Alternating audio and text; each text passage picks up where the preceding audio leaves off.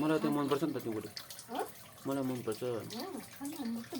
साथी हो यो भ्यागुता भनेको अलिकति भनौँ न अर्कै खालको छ हामीले यो भ्यागुतालाई अस्तिदेखि नै बात गरिरहेको छौँ अस्तिभन्दा निकै भइसक्यो यो भ्यागुता हाम्रो यहाँ घर छेउमा एउटा सानो पापायाको रुख थियो त्यो रुखको हाँगा बस्थ्यो यो जहिले माथि माथि बस्ने हाँगा बस्ने के खान्थ्यो के गर्छ थाहा थिएन अनि भित्तामा चढेर बस्ने कारणवश त्यो पापायाको रुख ढल्योपछि त्यो पापायाको रुखलाई हामीले फालिदियौँ अनि यो भ्यागुता एकछिन नगर नै भुत्ने मैले भिडियो बनाउँछु अनि त्यसपछि यो भ्यागुताको अचम्म बानी त्यो त्यसपछि त्यो भ्यागुताले त्यो पपायाको रुख नभएपछि त्यही पपायाको रुख छेउमै दिएर यस्तै भित्ता थियो इँटाको वाल थियो त्यही वालमा टाँसेर बस्छ यो खाइ पनि जाँदैन यहीँ बस्छ कतिखेर खान्छ कतिखेर उठ्छ के गर्छ थाहा छैन अरू त खासै केही छैन यो तर भ्यागुता अलिकति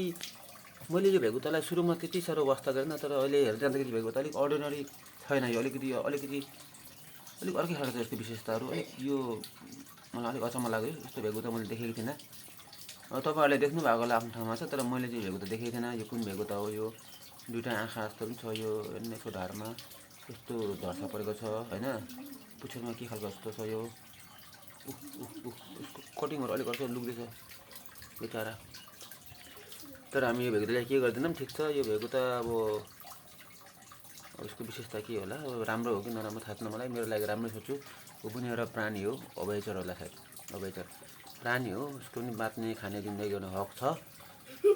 त्यही भएर यो भ्यागुताको सधैँ भलो होस् हाम्रो पनि भलो होस् जय भ्यागुतेश्वर महादेव हर हर महादेव जय भ्यागुतेश्वर महादेव